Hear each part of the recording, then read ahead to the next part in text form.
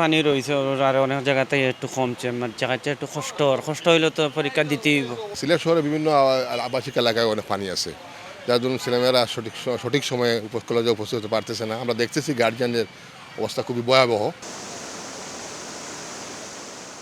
টানা ৩ দফার বন্যায় ডুবে থাকা গ্রামগুলো থেকে পানি মারিয়ে কেন্দ্রে যান শিক্ষার্থীরা। সারা দেশে ৩০ জুন এইচএসসি পরীক্ষা শুরু হলেও বন্যার কারণে সিলেটে ৮ দিন পর মঙ্গলবার থেকে পরীক্ষায় বসেছেন শিক্ষার্থীরা। নির্ধারিত সময়ে কেন্দ্রে পৌঁছাতে নানা ভোগান্তি অতিক্রম করতে হয়েছে তাদের। দুর্ভোগ থেকে রেহাই পেতে সন্তানদের নিয়ে আগের দিনই শহরের হোটেলে উঠেছিলেন অনেক অভিভাবক। এখনো তো আমরা রাস্তা পানি রয়েছে, কোমর পানি রয়েছে, রাস্তাঘাট বহুত ভাঙ্গা। গতকালকে বাচ্চাই ইয়া হোটেলও টাকা লাগছে, হোটেল তাকিয়া অনেক পানি আছে, পানির কারণে আইতে পারেন না। চলতি বছর সিলেট অঞ্চলে এইচএসসি পরীক্ষায় অংশ নিতে সবচেয়ে দুর্ভোগ পোহাতে হচ্ছে জকিগঞ্জ, কানাইঘাট, গোয়াইনঘাট সহ কয়েকটি উপজেলার নিম্নাঞ্চলের পরীক্ষার্থীদের। তবে শিক্ষকরা বলছেন বন্যায় দুর্ভোগের প্রভাব পড়বে না পরীক্ষার ফলাফলে।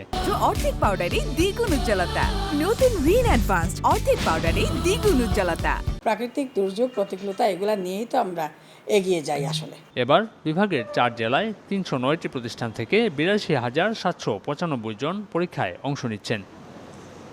সিলেটের বন্যা কবলিত এলাকাগুলো থেকে যারা পরীক্ষা দিতে এসেছেন তাদের জীবনের স্বপ্নগুলো পূরণ হবে যদি ভালো হয় তাদের পরীক্ষার ফলাফল। আমিনুল ইসলাম, সময় সংবাদ, সিলেট।